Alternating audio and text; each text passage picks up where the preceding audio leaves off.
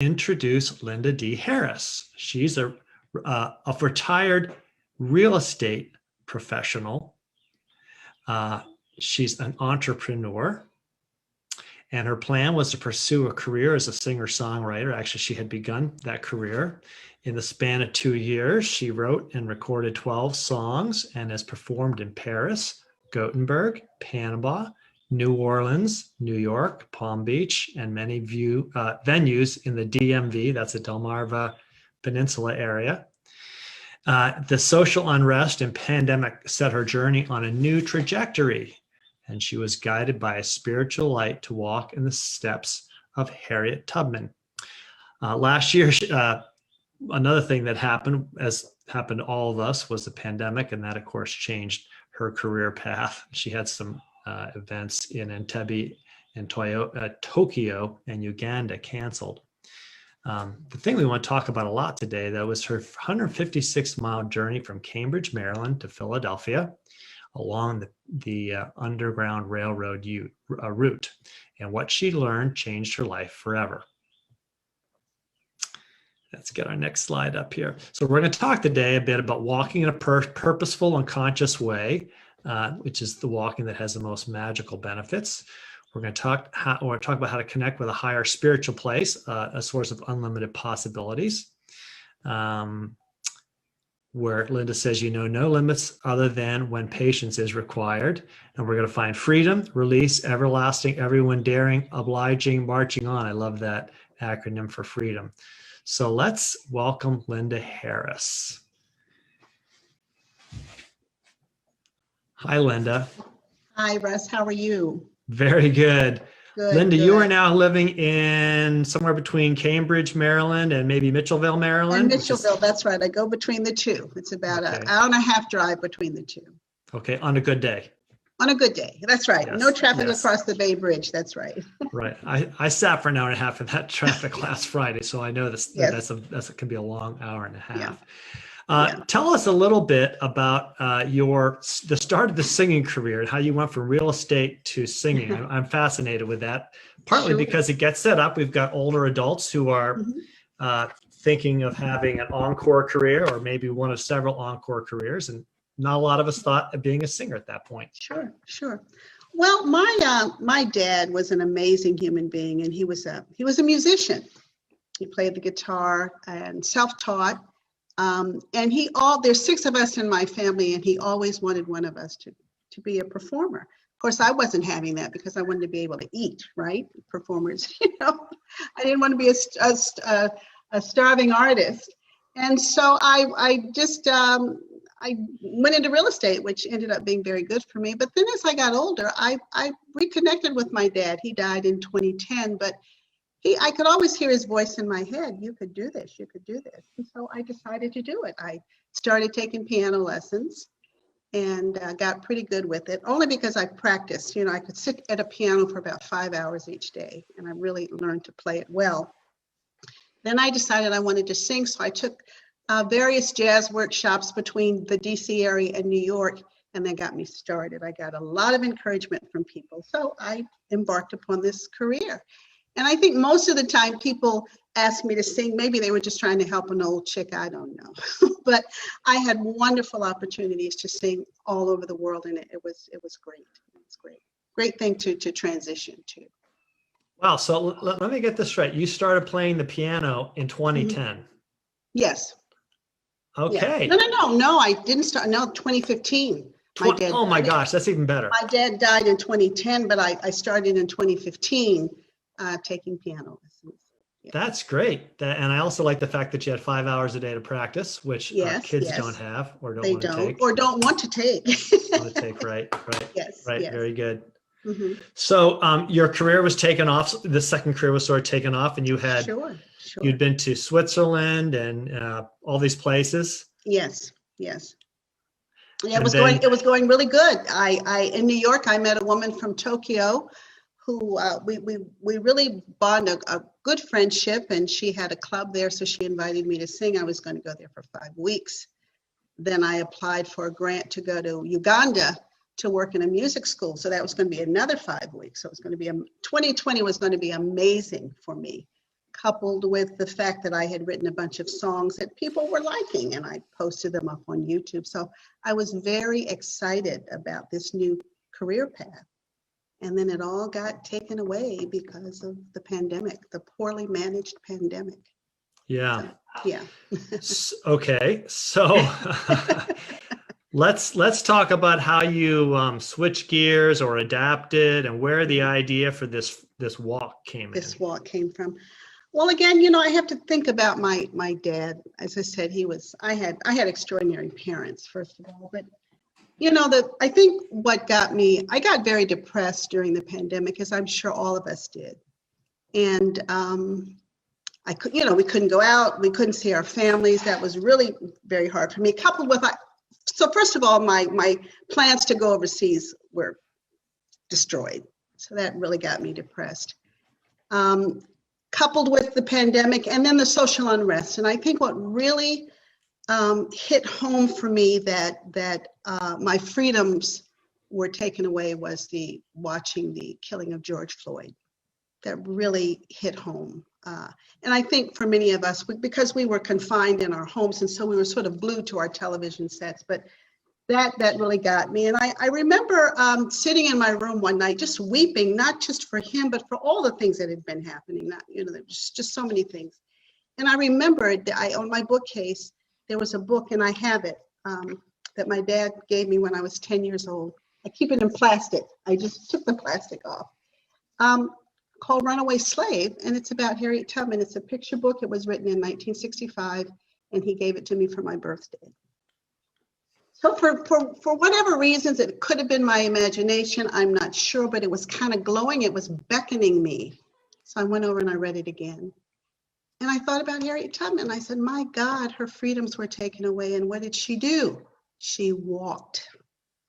So I just started walking. I was I would go to the gym. I had a gym membership, and I'd go to my Zumba classes and step classes on a regular basis. And that had been shut down too. So I started getting up every day and I'd walk. I'd walk 2 miles. The next day or the next couple of days, 3 miles. It went to 4 miles, 5 miles. All of a sudden, I was walking 10 miles a day. And it was because I was communing with nature, and that's a whole nother topic, but my mind was free. I felt good. My weight was going down. I mean, my skin was glowing. It was just an amazing feeling that I got from walking. And after I started walking 10 miles and up to 12 miles, I revisited the book.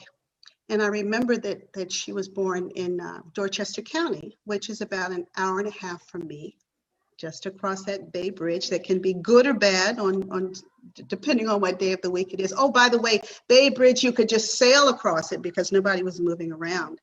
So I remember on a Friday morning after watching a Thursday night, all night basically watching this coverage of George Floyd, I drove to Cambridge and I met with well, when I got there, of course, everything was shut down, but there was a woman at the visitor center who was kind enough to come out and talk with me. I told her, I said, I drove all this way and I just want to know more about Harriet Tubman. So she spent a couple of hours talking with me. We sat out at a bench outside of the visitor center door. And then she gave me a list of historians right there in Cambridge who she said I should consult with.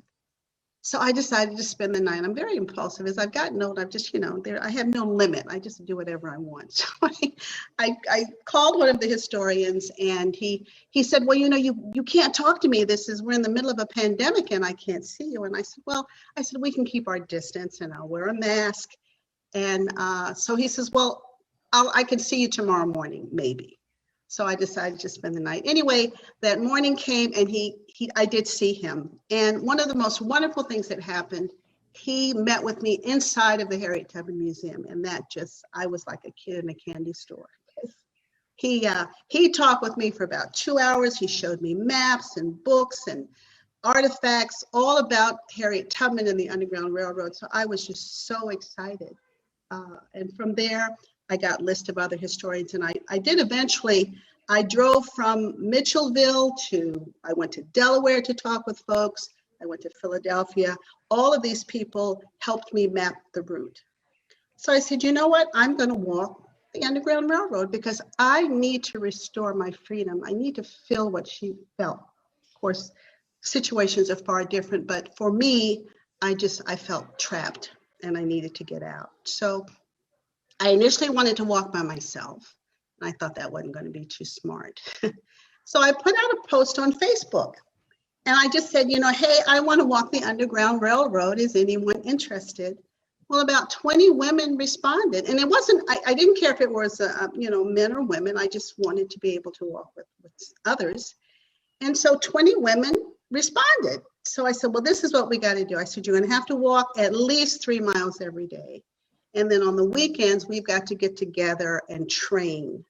So initially, the group of 20, they were very enthusiastic.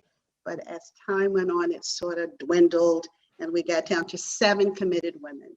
And they would walk and we would communicate. We set up a WhatsApp line and we set up a Facebook page. And we would walk. I would walk every day. And then on the weekends, we would find these amazing parks in the area to walk. And we formed such a kinship, such a sisterhood. It was unbelievable. So we did that. We started our training in June, or late May, early June. And we walked, as I said, and then we embarked upon our journey on September 6th, 2020. So, yeah. Well, this is a great story. There's so much here I could remark about, and I'll ask more. But let me stop here and show a video, a 3-minute, that talks about that walk, because this is kind of what we're getting at. And no, you gave great background. That's what I wanted. Okay. And now I want everyone to see what the walk was. So I'm going to show you the walk. Okay. Everyone the walk. Mm-hmm. And this is what Linda is talking about. The women of We Walk with Harriet are finally sitting, and they're still laughing. Linda Harris, Pauline Dunn, and Jennifer Bailey are 3 of the 8 ladies who walked 116 miles to retrace the Underground Railroad Harriet Tubman took to freedom more than 170 years ago. This is a old Broadus plantation. Broadus Farm is where Tubman escaped from slavery and returned several times to lead others to freedom. And this is where 8 spirited women began their 6-day journey from Cambridge, Maryland to Kenneth Square in Pennsylvania. It was COVID, it was the racial unrest, it was the police shootings. I was at an all-time low. Linda Harris, known as the Chief Dreamer, believes she had divine intervention after finding an old book about Tubman. She was talking to me and she was telling me that you've got to free your mind of this thing. And you got to walk. You have to walk in my steps. And there is where you will find the answers. So she put out a message on a Facebook page and met other women walking through the pandemic. They trained and then mapped out their idea with local historians. Every lock house, every church, every location. There was dancing in the streets as they went through Cambridge, Hurlock, Denton, Elkton, into Delaware. This is the Delaware Canal. It's so beautiful. They had to walk on main roads next to traffic. Tubman's journey took her through what's now private property. We had cell phones and GPS and mapping, and we had a logistics team, and people. We could call our logistics team if we needed to, give us water or give us a break. So I'm thinking, this woman all by herself the first time, right? Now I know that she was 18. And just like Tubman brought others with her, the women shared many stories on their Facebook page and with Bay Bulletin about the people they inspired. The fact that so many people of different colors, different races, different ages connected with us, I think was a little bit of that. Buttery apples, this woman who fed them dinner after day 1. We walk with Harriet, I'm gonna let it shine. It made Harris, a jazz artist, break into song on day 2. I'm gonna A truck driver wanted to give them money to buy ice cream. And I know that we created awareness, we created inspiration, and I have no idea what the impact ultimately will be from this, but I do know that women have a huge role to play in the civil rights movement. And about 300 people gathered in Kenneth Square to celebrate stepping into freedom. We formed a real sisterhood. They raised money for the Harriet Tubman Museum and Educational Center and other charities. They plan to walk again, and Harris is settling on property in Cambridge at the end of the month to create a Camp Harriet, an effort to continue bringing people together. We're marching with Harriet to freedom. Where singing about freedom will be heard on Maryland's Eastern Shore. And it's something that I believe that young people should be doing. For Chesapeake Bay Media's Bay Bulletin, I'm Cheryl Costello. Wow. Okay. I think that gives Memories. The greatest assets, Trump Tower. Oops, sorry about that. 1290 Avenue of the Americas. Bank of America building in San Francisco. I will say a lot of the... Okay. Did you hear that? Yes. I was hoping you didn't. Somehow YouTube queued that up next. But it's gone now. There's just so many angles of this I'd love to talk about. But just the fact that you were inspired, and I see kind of two things happening. There's a disempowerment. First off, that the pandemic's here, you can't go anywhere and do anything. So you've taken that sort of personal power to do something away. And then the frustration, the disempowering when you see what happens to George Floyd. And what I loved is how you took those two things and you flipped it upside down. Say more about that. Yeah, well, I had to. I mean, I think you have to, I study metaphysics and I've only begun studying it. And, in this life, I'm just going to read a quote, first of all, from Mark Twain. It says, "Nature knows no indecency, man invents them." And so for me, being out in nature and following in the steps of someone who was enslaved, it helped me to become a happier person. And as I said, initially, I felt that my freedoms had been extinguished, and I didn't like that feeling. And I took the word freedom and I made it an acronym. Freedom, to release, everlasting, everyone. You have to be daring and obliging, and you have to march on. And that's simply what I decided to do. I was not going to allow the pandemic, the social unrest, all the ills of the world keep me down. It's not what I wasn't born for that. And none of us were, for that matter. We are here on this earth for a certain purpose. And sometimes it's the scary things that bring out what our true purpose is. And that's what happened for me. So even though I thought that I was going to be a jazz singer, and I still will be, I mean, I'm slowly getting gigs here and there, but I found out that my purpose is far greater. It is to connect with people. It's to help people, and most importantly, commune with nature, because when you do that, all this other stuff around you, it really doesn't matter. You can handle it far better. So I now understand what my calling is, and for me, 2020 actually ended up being not so bad, because I found this person that was always there, that I would never have known about had I not been confined and had to go inside and think about. So that's where I am now. So you discovered this, you're saying this person, you mean this person within yourself? Within myself, yes. Everything that we need, according to my studies, and I'm very early in my studies with metaphysics, is inside. But what happens in life, we're born in this structure, we're with all the noise and all the distractions, and we have little time to really reflect and meditate. Meditation is huge. That's a whole nother topic. But when we can meditate and get in touch with ourselves, the most amazing things happen. And for me, my focus in life now is letting people know that you can walk it off. I've come up with all kinds of phrases. Find the Harriet in you, walk it off, and you will become a much more productive person at any age. And for me, I mean, I'm an old chick now, but I am so love being a senior citizen. I feel so free to to do whatever I want. And I don't care about what people say or do. I mean, that's their problem. But when you go inside and you are in touch with that inner person, the possibilities are endless. Wow. There's a lot. You keep saying so many things, Linda, bring up more questions. I also love being a senior citizen. Yeah.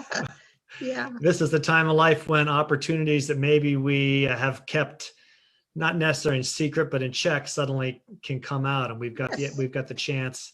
Yes. I also love the thing about walking because as I mentioned before, I did a 500-mile walk in 2018. Wow. And I found that being outside walking all day, every day for a month or however long has a tremendous inner effect on us. There's that quiet meditative aspect of walking, but also just being in nature, letting go of a lot of things. There's a limited number of things you can do when you're walking as well, which is great. Certainly. You know, you can see farther, you can hear, there's more clarity, and you see the beauty. I mean, I am so connected now with nature that I really don't even need people anymore, which might be a little scary thing. I don't know. But whenever I feel down or saddened, and there's plenty of reasons in this world to feel that way, the moment I go to my favorite park or forest or wherever, everything just lightens up for me. The sadness is absorbed by the beauty of nature, and we all need to embrace it. If we do that, we'll be happier, healthier people. So that's what I've come to learn. Amen to all that. Yeah. And so you started training by walking a few miles a day, and then you were up to how many miles a day before you took the big walk? Well, we had gotten up to 20 miles. I remember it was like August 1st or something. We decided, okay, we packed our snacks and bottles of water and Gatorade, and we said, we're going to do this because we have to do it. We're going to have to do it, you know, for 6 days. And we got up to 20 miles, and it's not so difficult because what we did, we'd start about 7 and we would walk until noon. And believe it or not, by noon, we had gotten our 10 miles in. We'd eat, stretch, kind of reflect, and then we'd take another 10 miles. And by 4 o'clock, we're done. So, and when you're walking with others who share the same experiences, we hashed out a lot of stuff, a lot of crap, all the stuff that was bothering us, work, husbands, kids, all that stuff. We were able to hash out those things. And by the time we did that, we'd done the 20 miles. So it turned out to be enjoyable. Now, I don't want to mislead you. Walking 20 miles a day is not easy. It's certainly if you do it 6 consecutive days. But when you walk with a purpose, it makes things different. It makes things different and doable, manageable. That's great. And that's something I tell people that are older, that walking is actually the best exercise. I call it moving at the speed of life. And, but it's one thing anybody can do. Yes. And people also shed extra weight they never knew they could get rid of, and they feel better in every way and being outside in nature. Yes. Let's go back a bit more to your walk and some of the people you encountered along the way, and you weren't expecting that. No, not at all. First of all, we walked from, Harriet Tubman was born in Dorchester County on the Eastern Shore. So we walked from Dorchester County through Caroline County, through Delaware, and into Kennett Square. We actually, and then 2 weeks later, we walked from Kennett Square to Philadelphia. So that's where we got the total of 156 miles. But I had toured and walked through and driven through the area before we took the walk. And I was a little concerned because Caroline County is a heavy, and I hate to bring politics in, but it's important because it really affected the way we were thinking. Heavy Republican jurisdiction, and the Trump signs and flags were everywhere. And I said, now we're going to be 8 Black women, you know, walking through this area. What might happen to us? So we did alert local authorities. So I was prepared, as Harriet was, and we didn't have guns, but I prepared in my mind to be prepared to encounter unpleasant activities. I really was. So, and we actually walked, so 3 things happened, not so horrible, but I want to mention them. we walked up past a yard that was full of Trump flags, Confederate flags, and I had not seen them like that in masses. It was a big yard and tall trees, and they were everywhere. And I thought, oh my God, we're walking by, what's going to happen to us? Nothing did. But when we got past the yard and we decided we wanted to rest, it was about noon, and we wanted to rest in an open field. We were sitting there eating and talking, just going over our day. And there was a family across the way, across the road, because by this time it was very rural. And the guy was cutting his grass. And we could see them looking. I mean, I could feel their eyes peering at us, really, because they just seemed glued to what we were doing. So finally, this guy pulls up in a truck and he said, "You're on my property, and you can't be here."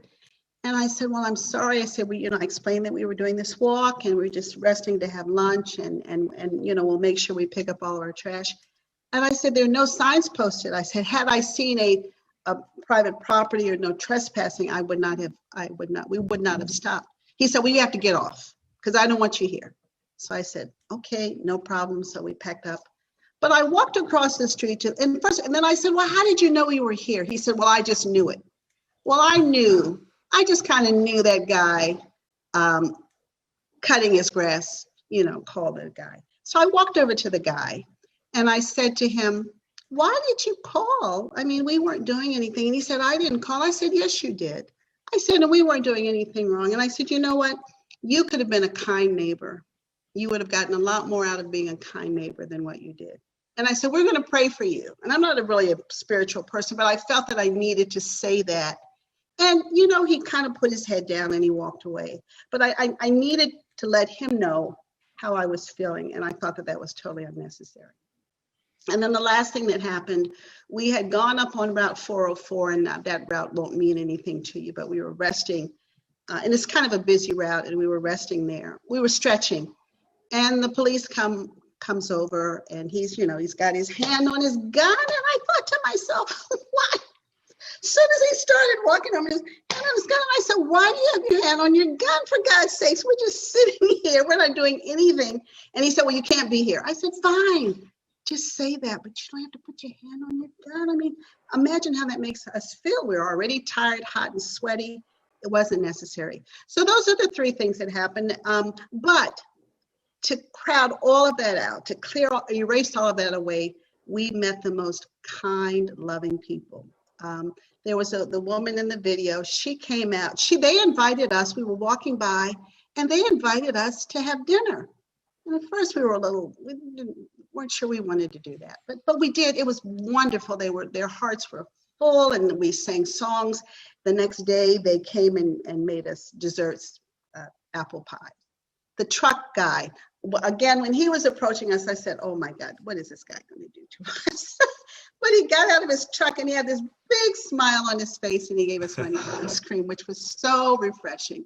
Other people stopped and gave us water. One woman got out of her car. She was crying. She gave us $200. She says, "You guys need to make sure you get a good couple of meals for the next couple of days." So that walk renewed my faith in people. Because during 2020, during the whole past administration, I just felt like, God, I need to just stay away from white people. I got to be honest with you. I felt like, if I encounter anyone, it's going to be danger, danger. But it helped renew my faith in people. So it was so good. It was so good for me. And for the rest of us, we felt very good about seeing that there are kind people in spite of the ugly stuff that we were seeing on television. So I really appreciated that. And then when we got to Kennett Square, there were about 250 people there waiting to greet us, and they wanted to hug us. They brought their kids and their pets, and we were celebrities, and that too renewed my faith in people.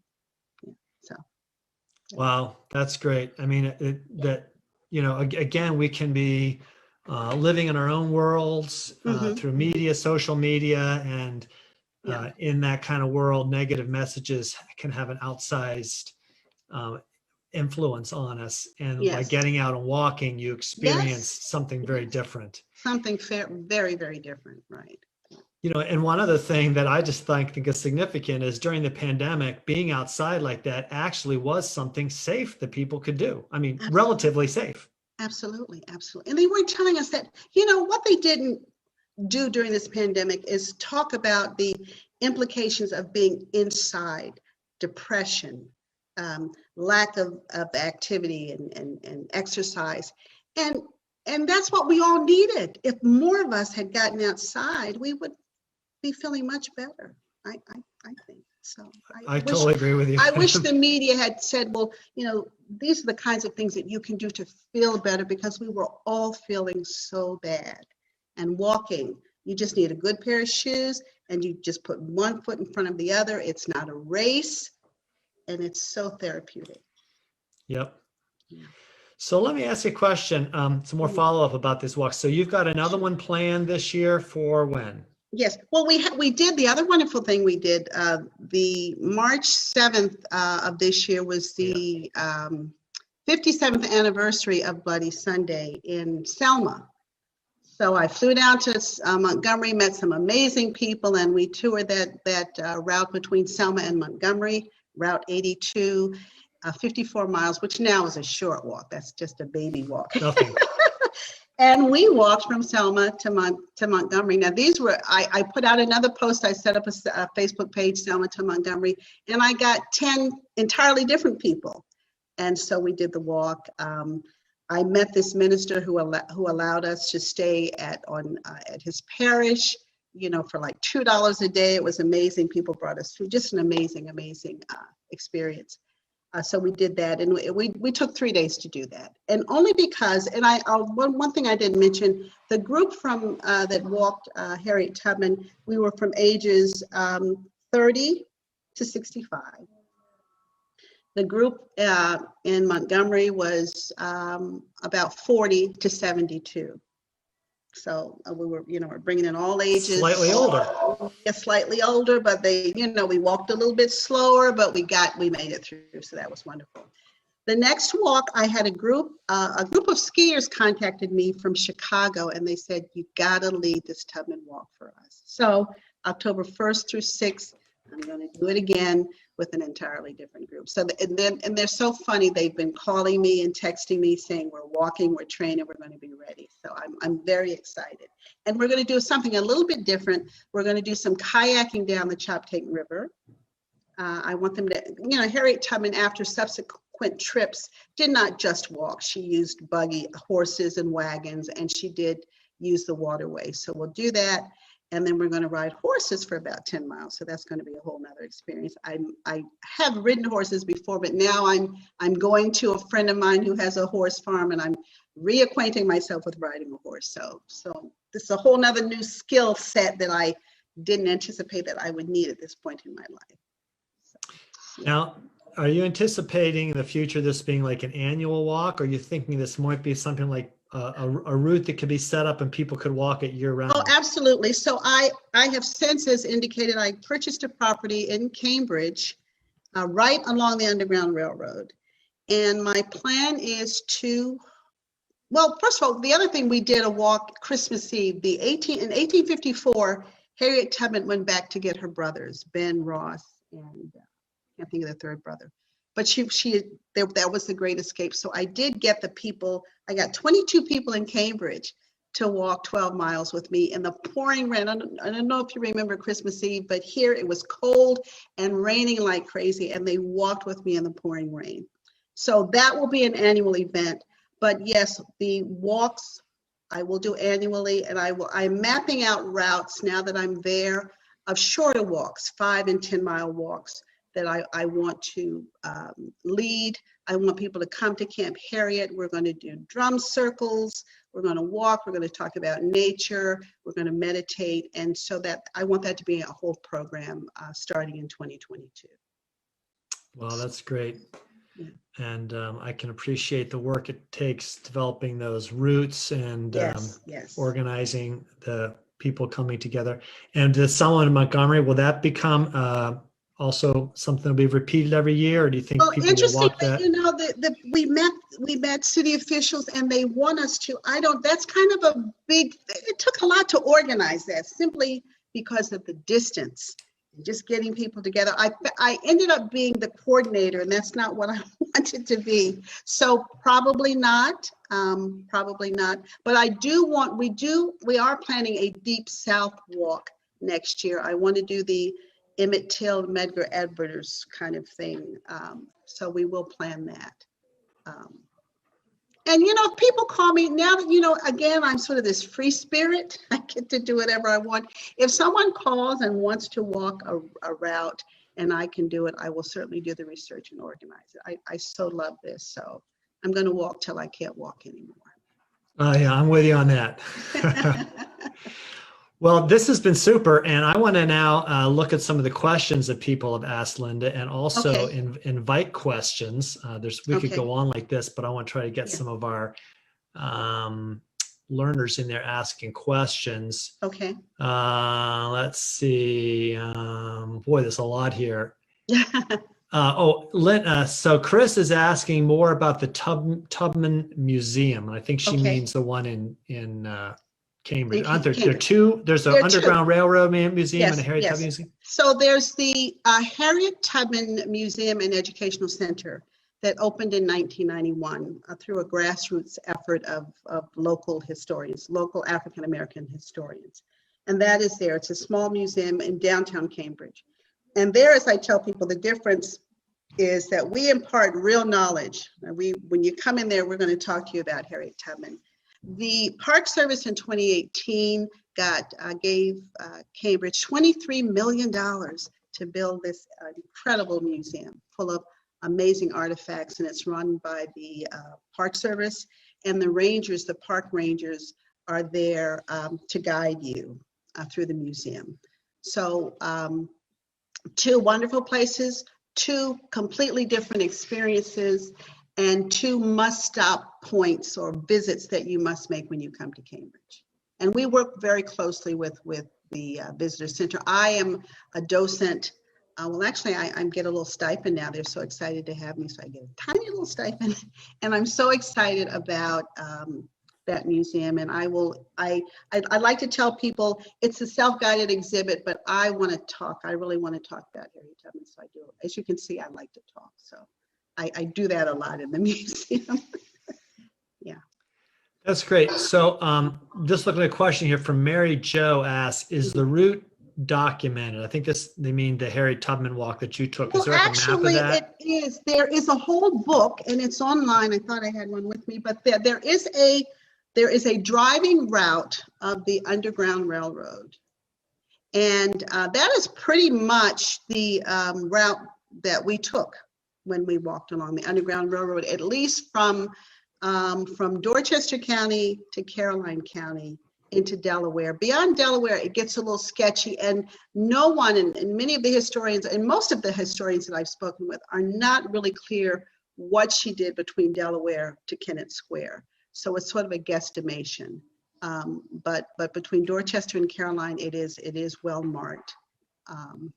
And anyone who comes down there, I am happy, more than happy to show you the route, drive you the route. I've also biked a part of the route. So yes, it's quite doable. Okay. By the way, lots of great comments here. People that say that what you've done has inspired them. We'll make sure you get these comments. Oh, thank you. Let's see. Someone wants to know, do you take donations? Oh, we love donations, yes. And as a matter of fact, we raised $6,500 for the museum when we walked. So yes, the museum on Ray Street it's a volunteer organization, and we rely on donations to sell of T-shirts. And I'm now starting to write grants. I've convinced them that let's get some of this grant money. So please, yes, we would love that very much. So is there a place at that website of the museum where they can take donations? Unfortunately, we're working up to that. They're kind of antiquated, so we don't have a website yet. So unfortunately, the way to get donations would be to mail a check. I know that's sort of an old-fashioned way. But I am getting the website set up. That's one of the reasons I'm writing a grant to get money to set up the website. Okay, good. Yeah. Next question. Someone says you should write a book about this. Are you thinking about writing a book about this? Yeah, actually I am. I wrote a song about it, so I will take that song and I will write a book. I did, it's funny, I did not realize when we set up the We Walk with Harriet page on Facebook, we started with about 7 followers and it ballooned into almost 10,000. And I didn't know that what I was doing or what we were doing was going to be such an inspiration. So yeah, I am thinking of that. Yeah. Okay, let's do this now. I'll just open up for questions. If people want to, maybe a good way to do that is if you want to ask a question, raise a virtual hand and that'll pop you up in the queue. And then we can have you unmute and ask Linda a question. So I'm sure there's questions.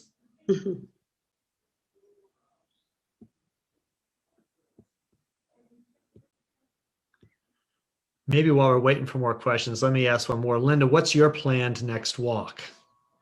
The next walk is the October 1st through 6th. We're gonna walk from Kennett's. We're gonna walk backward. We're gonna walk from Kennett Square, where she crossed the line, to Camp Harriet. I hope I'm gonna have sort of a ribbon cutting of Camp Harriet. So that will be about 118 miles that we'll walk. Okay, Janet, you've got a question. You're still muted, Janet. Okay, thank you. I got the prompt from your end to unmute. I tried myself and that didn't work. But Miss Harris, that's an absolutely wonderful story. And Harriet Tubman is my shero. I have visited the museum that's on Ray Street as well as the visitor center, and it was such an enjoyable day. Now for the walk that you have scheduled for October, where will the kayaking part of the walk? We're gonna start at the Black Water. There's a Black Water. Susan Meredith has a boating service there, and we're gonna start there. It's gonna be a short experience, just along the Black Water through parts of the Choptank River. Yeah. Great, thank you. I think Marlene's got a question. Hi, yes, I'm so very proud of you. Thank you. Very proud of what you've done. Someone keeps telling the story. Yes, and absolutely. My question is, are you available for speaking engagements, and how would I contact you? Oh, as you can see, I love to talk, Marlene. So yes, I'll give you my email address, and I've done many of these kinds of things, and I love it. At first, I was a little nervous, but now I got the hang of this. So yes, I'll give you my email address, and I'd be happy to do that. Thank you. More questions. You can there we go. Leslie, go ahead. We still got you muted, Leslie. There okay. Okay. First of all, Linda, hey, Leslie, you're a girl after my own heart. Harriet is my girl. Oh yeah. I've even developed the one woman show about her life. Oh, and wonderful. But I've been to both of those museums, and I've also been to the church that she attended in St. Catharines, Ontario, and the minister presented me with the hymnal from that church. I'm jealous. And so when I saw you on, that you were going to be on here, I just could not wait. And I recently, my sisters and I, we did a trip about 4 years ago on the Appalachian Trail. And so I'm going to have to give consideration to tell her about maybe joining you and your Yes, you've got to come if you've done it. I'm jealous. You've done 2 things I want to do. Yes. So, but this is just light my heart, and the purpose behind it has just been wonderful. And I just wish you well as you continue to tell her story. Thank you. Thank you. More questions.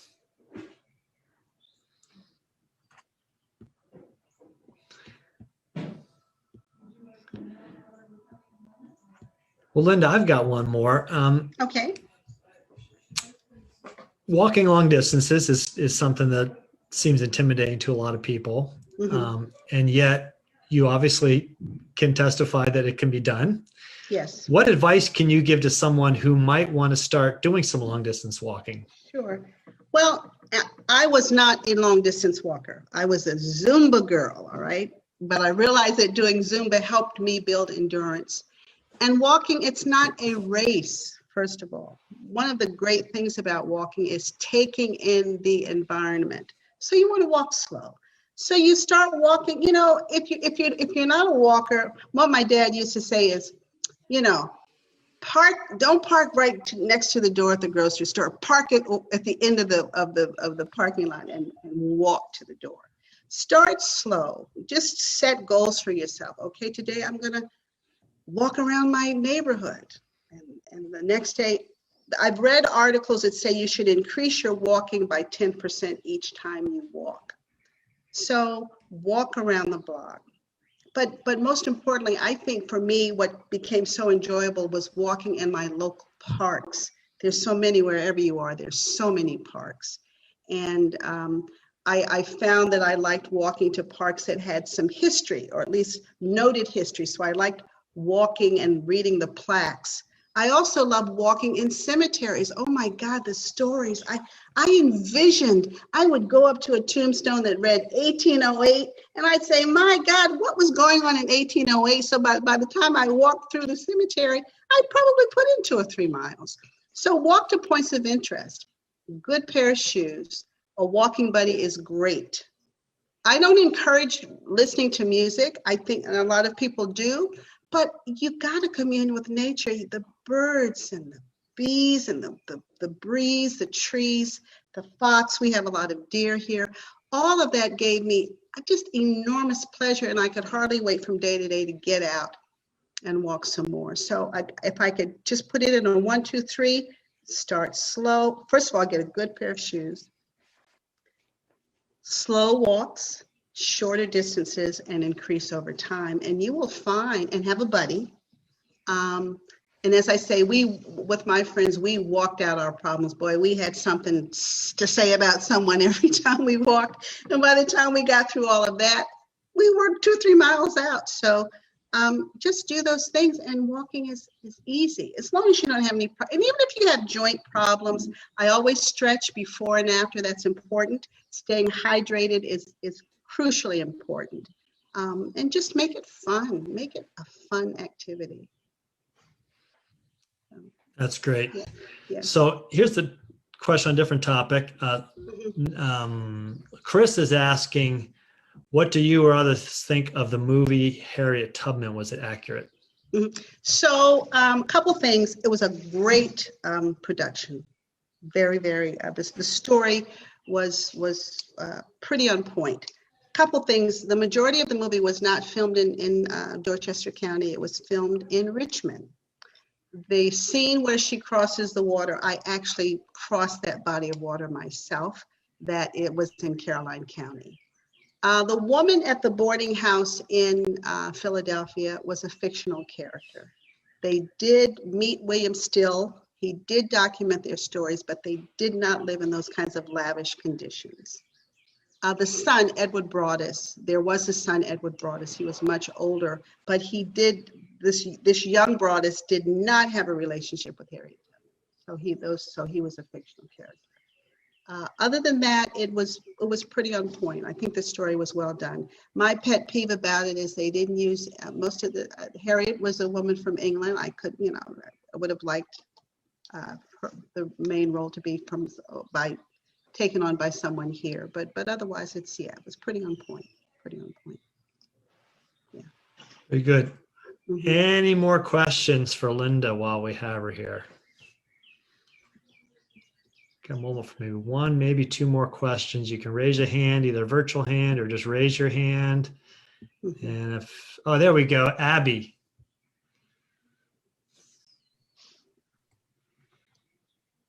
Go ahead. Can you hear me? Yes. Yes. Okay. Hi, Abby.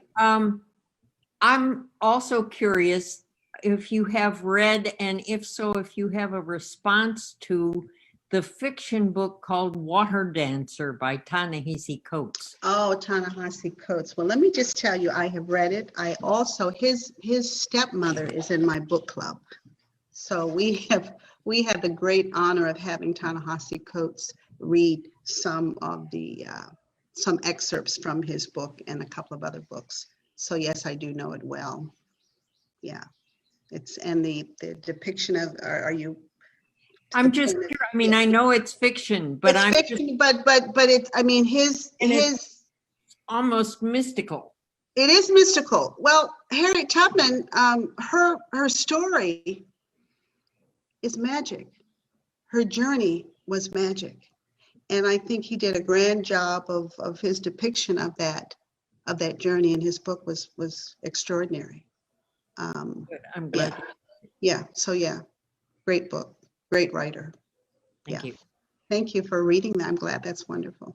Yeah. My book group is reading it and loving it. It's a wonderful book. Yeah, it's great. Water Dance by Ta-Nehisi Coates. Yes. Water Dancer. Dancer. Yes. Water Dancer. Water Dancer. Okay. Dancer. Yes. Maybe one of our support techs can put that in the chat. So, well, one of the things I'll mention that I want to do at the museum, I want to just set myself up with a camera reading different books, and I'm going to post it on the museum website. I'm trying to do all the things I can to get people interested in coming to the museum. So I think maybe Water Dancer is one of the ones I'll read. I'm going to start with Kate Larson's book, Bound for Glory, which is, she does a grand job of chronicling Harriet Tubman's journey. So great. Someone's asking if you can put your email address in. That's up to you whether or not you want to. But we do have some ways to reach out to you, which actually. Oh, sure. Oh, no, I don't mind. Okay, because our time is winding down, and I think we want to toss up one more slide here about some websites to find out more about Linda.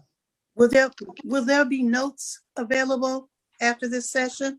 We can make notes available. Of all the things in the chat, yeah. Yes, we can try to put all that, make that available. Thank you. I was going to say this has been great with Linda. We could go on. I'm kind of finding it hard to stop. This is fascinating to me on about every possible level. Yeah. And it's been super having you here. I think we are the folks that are either live streaming or participating directly are really enjoying it and appreciating it. Just for those of you that are new to the GetSetUp community, this is a community that helps you learn all sorts of useful skills from people like you, and we learn from each other in these classes. There's over 500 classes you can choose from, and people can also ask to host an interest group. If we can put up the slide with Linda's contact, her couple web pages that she mentioned. It's actually getting put in the chat right now, and we'll go out in the post-event email for Very good. Okay, so yeah, because we've got lindadharris.com, and I know that you can also reach out to Linda through that. Yes. If you want to watch Linda, see some video of Linda, great video of Linda singing, go to lindadharris.com. I've been there. And there's also walkwithharriet.com.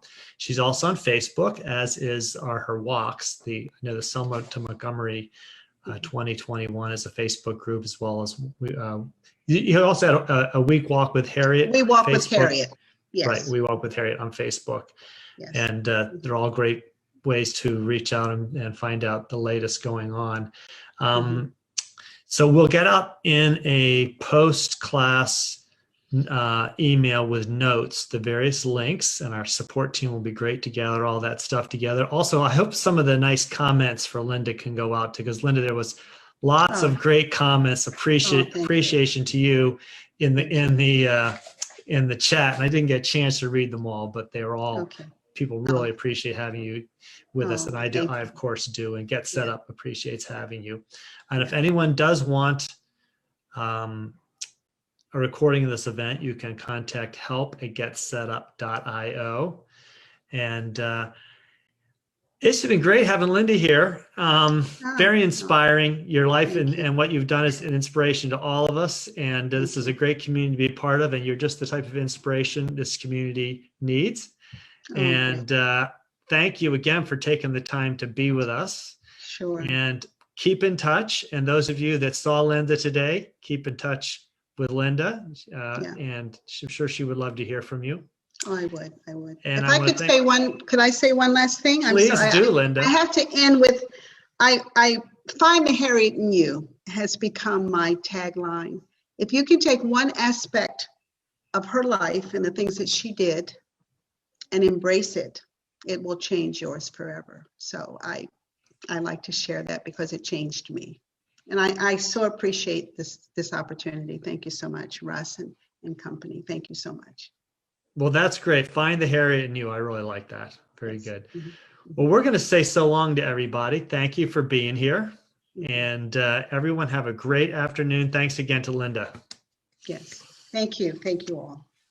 Thank you.